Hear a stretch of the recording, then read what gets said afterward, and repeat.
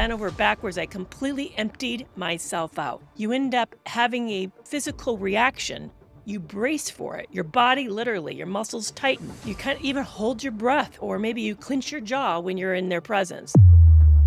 Would you believe a few short days before our scheduled wedding, he dropped the bomb that he was still married and that he forgot about it? My body sensed something that my mind didn't recognize.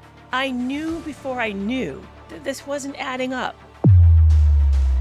When someone lays down the rules that fast, your brain tries to rationalize it and says, oh, I'm doing this because I'm devoted to them or because I love them. But the body knows differently. It registers it as manipulation or threat.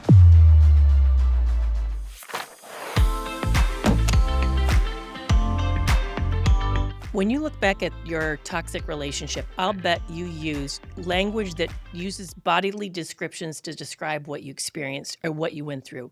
We'll often say things like, I bent over backwards for my partner, or they completely drained me. What if I told you that those expressions of phrases wasn't just a figure of speech, but actually a way to describe the way you felt in that relationship? What if it actually a manifestation of a physical experience from living with narcissistic abuse?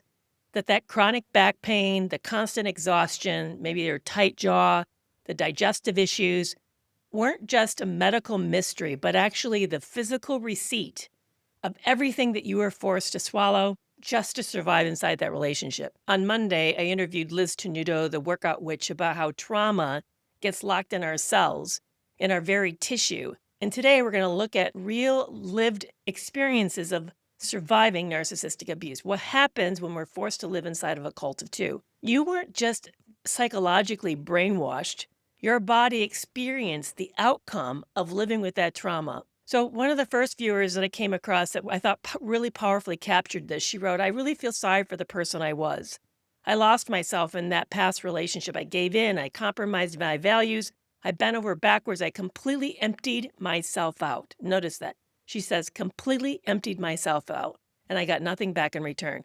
I put my own needs on the back burner, and I now know that I don't have to accept bad behavior. That phrasing of emptying herself out, when you're living with a narcissistic parent or partner, you're living with somebody who is like an emotional black hole. They're insatiable. There is not enough that you can do or be or say that's going to keep the peace.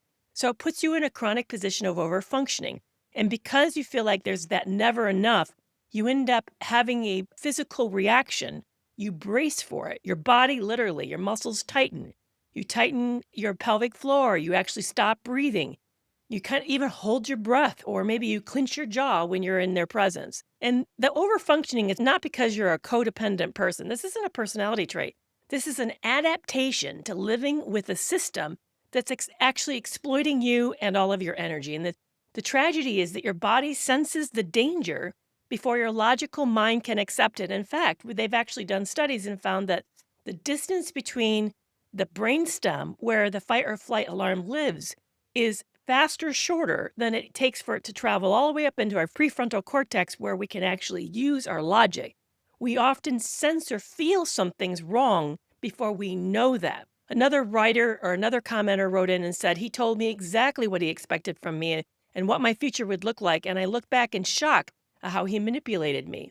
When someone lays down the rules that fast, your brain tries to rationalize it and says, oh, I'm doing this because I'm devoted to them or because I love them. But the body knows differently. It registers it as manipulation or threat. And as a result, your heart rate will spike, your stomach's going to knot up, your muscles clench, because your body recognizes that there's something wrong way before your mind's willing and able to admit to it. This is how it happened for me. In the early part of that dating, while I was still being love bombed, and I was in the throes of, waiting for his next text and can't wait for our connection, I also at the same time felt a lot of fear.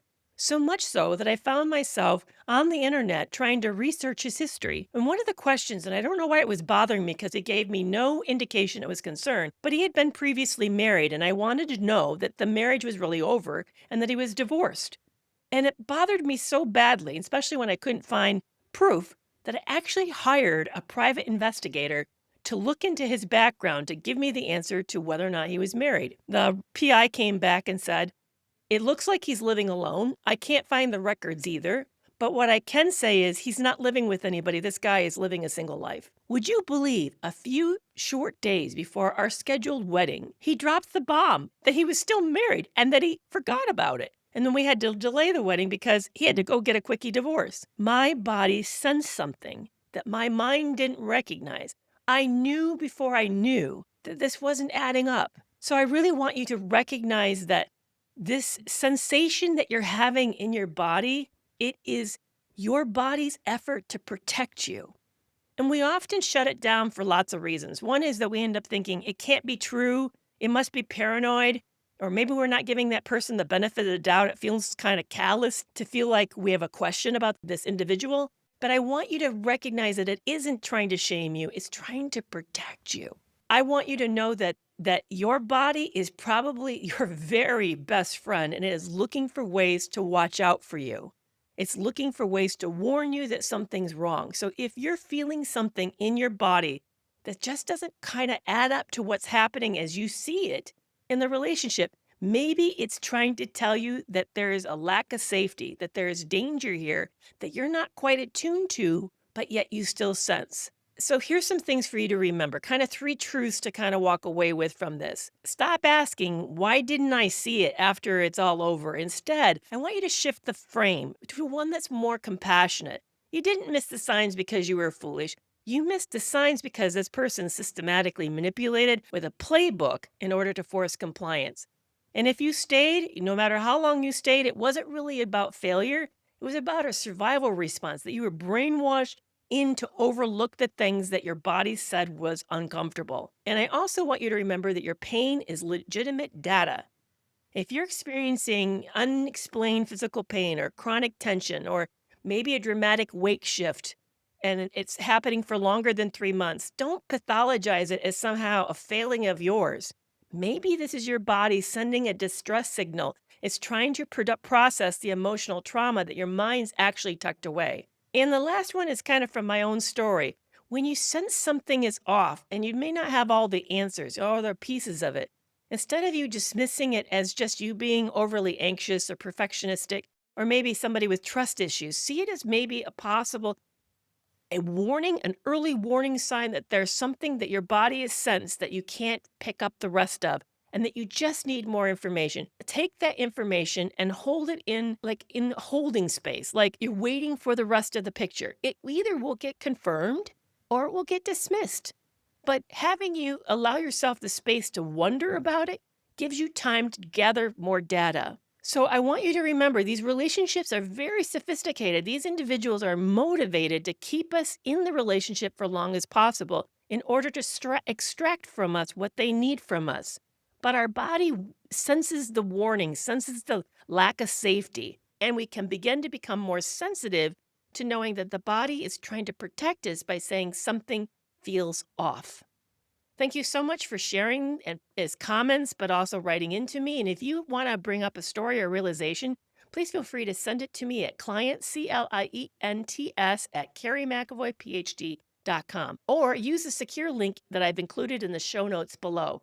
And thank you so much for trusting me with your stories and comments. I really deeply appreciate this privilege. It's 2 a.m. again, and you're replaying that whole conversation over, and you're wondering yourself, was it really that bad, or maybe I'm just being dramatic? So you start to draft that I'm sorry text again, because the guilt that you're feeling or the confusion you're experiencing is just unbearable. And you know this loop because you've been there before, but I want you to know that you're not alone. I'm Dr. Kerry McAvoy. I'm a retired psychologist, and for 25 years, I've been helping people untangle exactly what toxic relationships do to your mind, how they create the confusion, the self-doubt, and that trauma bond that keeps pulling you back in. Here's the truth. Recovery isn't about getting more information. It's about having the right support in the exact moment you need it.